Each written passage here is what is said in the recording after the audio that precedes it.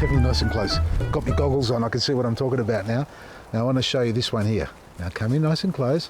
Now see this here? We've got 1, 2, 3 buds.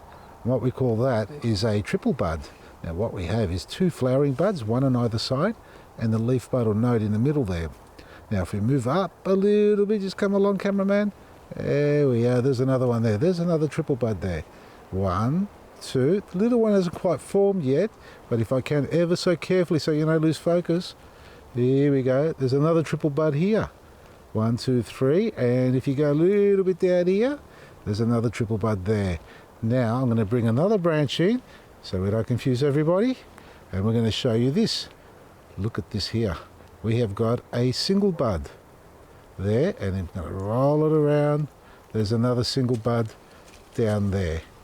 Now, single buds, and over here, triple buds, side by side. The ones with the 3 are where your flowers and fruit will come from, folks. So if you've got a peach and nectarine tree and you want to prune it, well, you need to prune it now, and you've got to look for this before you go too hard on it, because it's the triple buds where you'll get your fruit from. And the other part to that, folks, is that they actually grow on second year wood, which means last growing season is the first year, and when we go into the second year of spring, that's considered as second year wood generally. And here we've got the same thing here. So we're looking along this branch here. Look at that. We've got triple buds on the end going on here, but along the rest of the branch it's pretty average. Single buds here, and again single buds, single buds, single buds, and along there as well. So that's, you know, that's the 1-year-old or 2-year-old wood that we've got here growing. So if I'm going to be pruning this plant back, I'll be looking closely at all this, and maybe I can work with these, but that's still a little bit young in the bud stage, meaning I don't think I'm going to get much out of it. Do I like this one growing up? See, we've got a crossover happening here. If I don't do anything, this will keep growing up, that will keep growing out, which is okay, but this going up is not okay. So what we do is we have a close look at it and say, okay, single, single, single, single, single, single, it's not really forming. That's trying to form. Insignificant branch, we cut it off there, and we'll leave this little end there, and hopefully we get something from that. So the idea with the peach and nectarine, open vase shape. Yeah, open vase shape. It's not about pruning to create fruit-bearing spurs as you do with apples and pears, and you've heard me speak about that a lot of times. It's about looking for 2-year-old wood that has triple buds on it that you cut off. Well, you don't cut them off, but you cut off everything else that you don't need. So we're going to cut this tree down. We have cut it a little bit. No, we haven't. We've left some of the summer growth on it, and I'm going to stick my goggles back on and go through the whole process. This is probably as high as I ever wanted to reach when it's in growing season. So come summertime, that's going to grow out even more. Now we've got a little bit of dieback here and a really poor branch, which is going to be affected by all that. But if we come down to here, we've got another branch that's coming along, and we've got a triple bud there, we've got a triple bud here, and it seems to go on again all the way up there. So there's 1, 2, 3, 4 fruit, a bit more. A little bit soft in the weight, in the stiffness of it, which means it may weigh it down and probably snap. But look, I don't think it'll snap.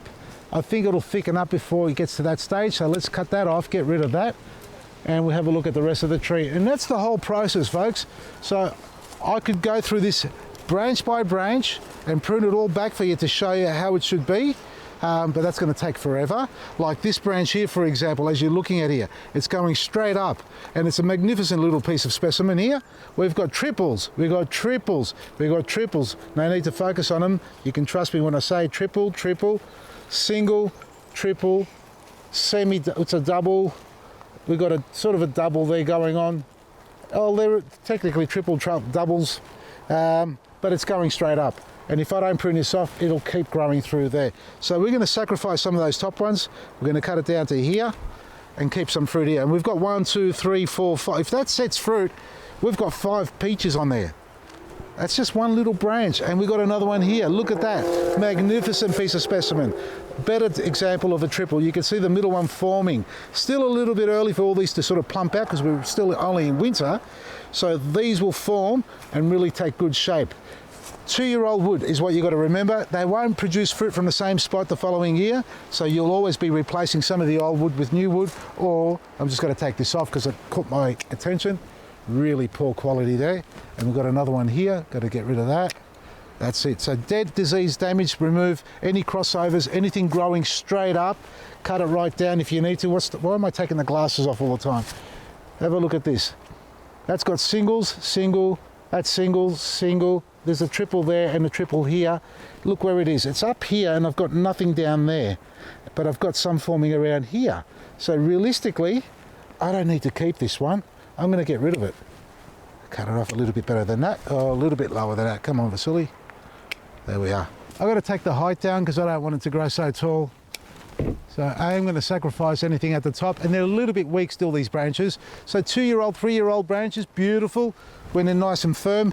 Pencil thickness is really good what you want. Anything sort of thinner than that, you basically need to remove it. This branch is gone completely. That's gone. And we're going to do that all the way around. And once you've done that, let's talk about spraying. Wait, what's this one doing? Nothing. That's gone. Cut that off too. Let's talk about spraying. Now, in the past, I've sprayed this tree. Don't mind me pruning while I'm talking. I've sprayed this tree with our plant enhancement kit, which is a bluestone-based fungicide. And as we all know, bluestone is non-selective, so it'll knock out good and bad microbes and fungi, the good ones that you want to keep on the tree, but it does work. Now, in the past, I've also mentioned colloidal silver and bicarb soda. Now, I haven't done a spray on this tree yet with colloidal silver, and in fact, I did an article yesterday on this topic talking about colloidal silver, and I did some research on it, and it has been trialled around, and people in the gardening industry have done it themselves as well. Mixed results. Some say one application works tremendously well, and you do it basically just before buds burst and just after the fruit is set onto the foliage. Others have said you need to do a second and third application, and maybe even earlier than bud swell to get the full effect. I've got to try it. So what I'm going to do, as I mentioned in my article, is this tree is going to be continued with the bluestone monthly, that is. So we did one spray in the past, and I don't think we filmed it, but I'm going to do a second spray on this, maybe not today because we're expecting rain to come through any minute, so I'll do it tomorrow or the day after. But then the orchard that I have, the smaller trees, where I've got some peach and nectarines, there's about 7 or 8 of them there. Half of them will be sprayed with colloidal silver, which is basically 5 parts per million in the mixing rate. So if you're buying colloidal silver in its own little bottle, because they have got it as a food grade as well, depending on the concentration level of that bottle, will tell you what sort of mixing rate you got to do. So for example, you may get one that says 50 grams per litre, 50 milligrams or 50 milligrams I think it is, correct me on that if I'm wrong. That will get mixed down to 10 parts, so it'll be 1 part of colloidal silver, which is a 100 ml bottle, which it comes in generally, to 9 parts of water, which is 9 litres of water, but it has to be distilled water. Otherwise you get all those impurities that come in your town water that can affect the actual silver itself, because that's what it is, silver particles suspended in the water, basically, in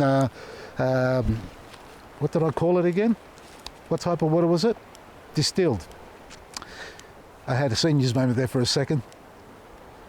Just give me a second. All right, back. You gonna cut that out? Oh, bugger me. Seriously, cut it out. We'll pretend that didn't happen. And the other one I want to mention, folks, is bicarb soda. In the past, I've mentioned using that, and I've used that on other problems like powdery mildew and black spot. It should work to some degree on leaf curl, but that's one that I have to do, not today, but I'm going to do in the orchard on a monthly basis as well. So I want to see how effective that is to controlling leaf curl. So we've got the 3 trials that are going to be conducted. The plant enhancement kit that we have, we're going to spray it on this, and we've tried and tested it, and we've proven that it works, but it's got to be done on a monthly basis from autumn. So last month, the month before, you could have about 4 applications leading up to springtime at least, and then 1 after the flowers have set fruit. And that should control it. In the past, we've had great success, and we're looking forward to the colloidal silver and the bicarb soda.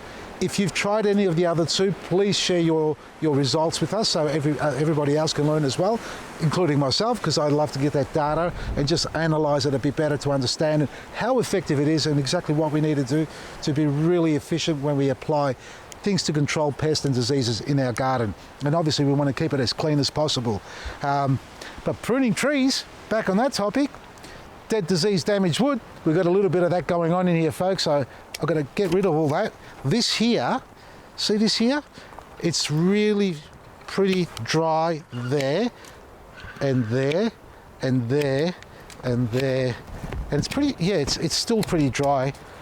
Pretty cool scissors, huh? They're not scissors. Don't you ever call them scissors. They're anvil pruners, and they're meant to get into the real hard stuff and make it a lot easier. This is dead wood. It's not the hardest of wood, the nectarine tree, but still, when it's dry, it's pretty hard. I just stepped, he didn't even flinch.